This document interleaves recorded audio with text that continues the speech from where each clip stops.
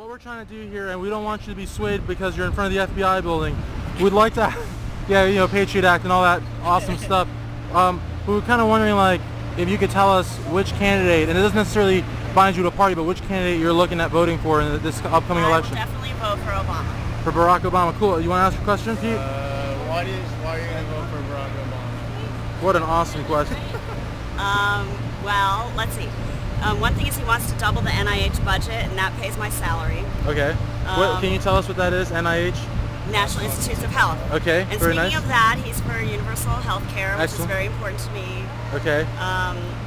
Do you think that there's any truth in the Republican argument to that somehow healthcare standards are going to lower if they're accessible to you know, men, women, and children of lower socioeconomic strata, which I think is a pretty ridiculous comment to make, but do you think that universal healthcare will actually hurt our healthcare industry, the quality of healthcare that we receive? I doubt. I think that probably you'll end up with some kind of two-tier system so that people who always, you know...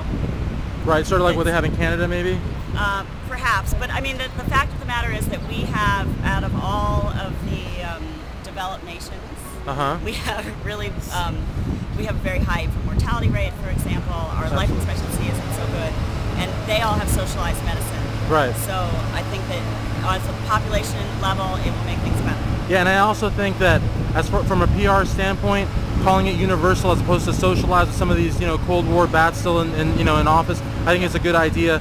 And I also think that something like the Canadian system would be good, that the healthcare, if you agree with me, the healthcare that's open to everyone is just as good as that which the rich would pay for, but they still have the option of going private if they're not happy. Would you agree with that? Awesome. Well, thank you so much. And are you from Washington, D.C. originally? Yes. Awesome. But I don't live here now. Okay, but you will be voting for sure on Super Tuesday, right? I certainly will. Excellent. Thank you.